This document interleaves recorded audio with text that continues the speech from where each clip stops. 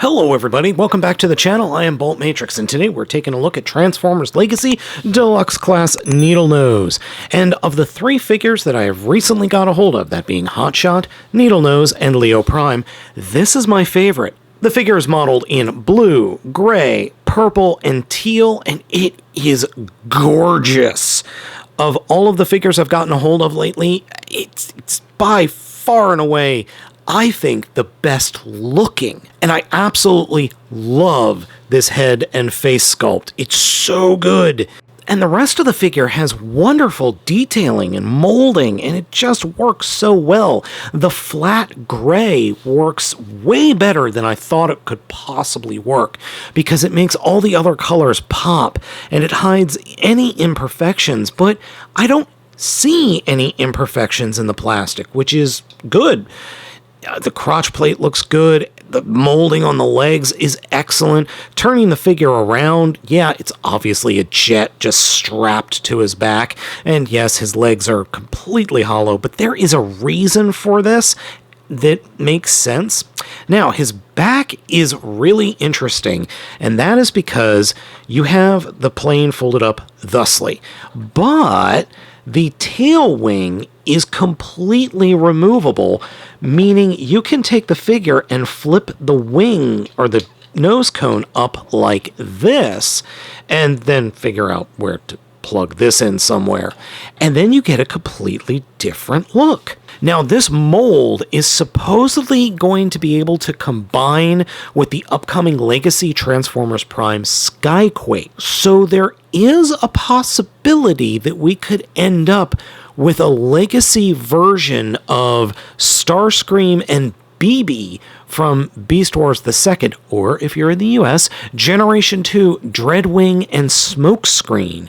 Maybe. Or they're going the Transformers Victory route. And by Transformers Victory, I mean Blue Bacchus and Black Shadow. Maybe there's a combination happening there.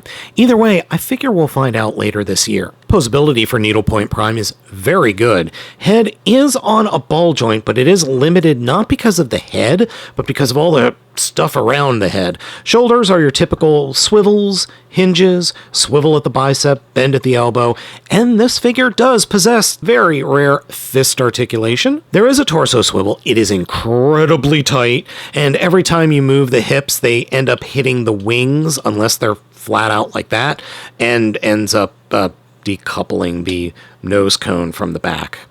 Legs can kick forward all the way, can kick back, not much, can kick out all the way, even more than all the way. Thigh swivel, there is a swivel at the hip, there is a swivel at the thigh, bend at the knee is over 90 degrees, and then we have the ankle rocker, no forward articulation, but there's some back articulation thanks to the transformation. There's a flight stand peg in his keister that actually fits a figure stand. You do have to move the nose cone out of the way, though. This figure is far and away the best dabber of between Hotshot, Needlenose, and Leo Prime. Yep, that's an important metric, definitely. Next, let's talk about his little compatriots, Decepticons Sunbeam and Zigzag. They suck. They just flat out suck. I will admit the paint on them is pretty good, but other than that, they can't do anything. At least their faces are painted. You know, that's kind of like the original figure. Or the original Target Masters. They couldn't do a darn thing except have barrels flip out from their backs. Yeah, that happens here, and boy howdy, that's real boring. The Target Masters we got in Siege are leagues ahead of these two. But having two guns, two Target Masters, he can pull off some really good poses. This is probably my favorite, where he's just, dual wielding two guns. Yeah, this is a really cool figure.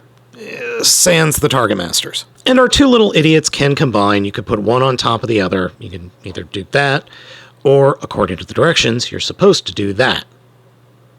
Or wait, there's another peg hole there. So that as well. Even combined, the guns look stupid.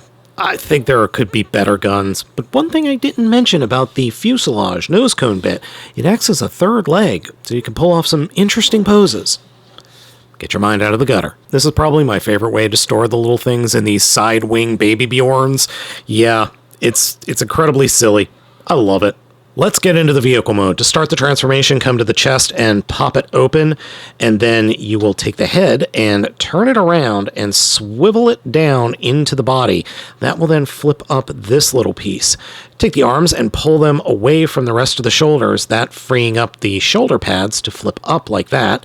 Then turn the arm in and turn the bicep swivel and flip the arm up, and the arm will peg into the shoulder. So doing that a little differently on the other side, we can flip the arm up, peg it, or the forearm up, peg it into the shoulder, flip the entire shoulder into the, well, chest area, and then close it up and snap everything into place. Then coming down to the legs, turn the legs so that the shins are pointing inward, come down to the feet and point the feet straight down like that. Then take the entire leg section, flip it up, and there's a peg on the outside of the thigh that will peg into the armpit.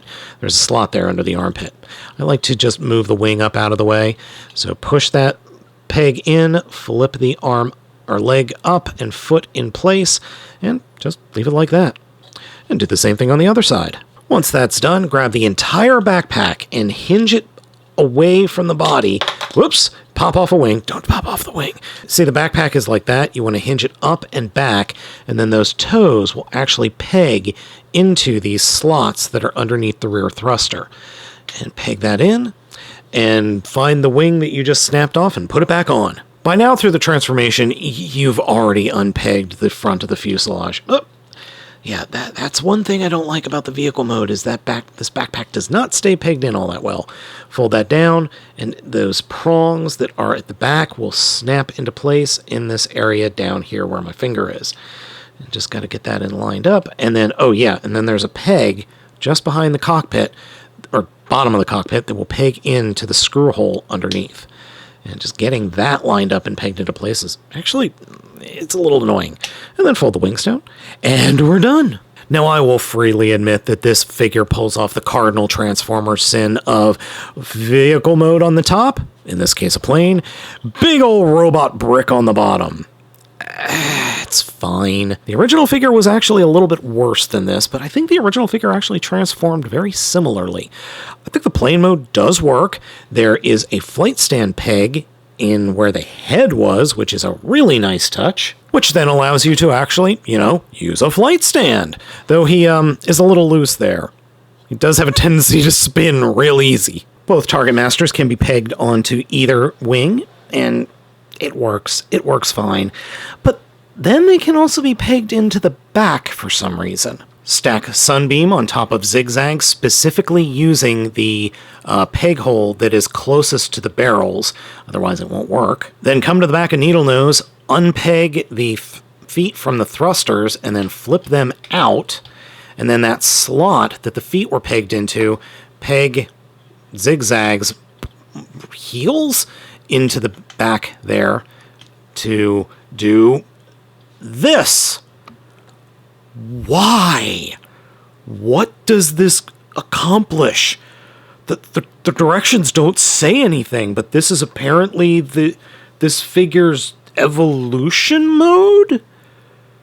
God, that's stupid. Yeah, according to the TF Wiki, this is supposed to be some kind of advanced thruster. Sure, I like this figure a lot. I really do. I'm smitten with it, and I'm surprised.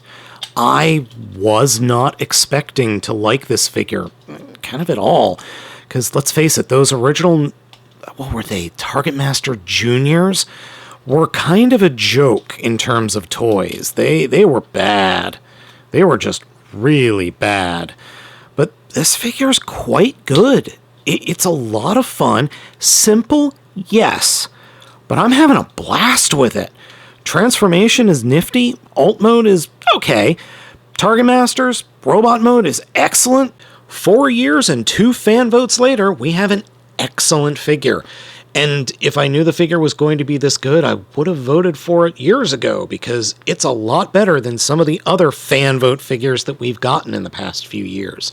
And as I said, I like it a lot better than Hotshot or Kitty Prime. It's just a neat toy. So folks, let me know what you think of Needlenose down in the comments. Thank you so much for watching. I have been Baltmatrix, and I will catch you all next time.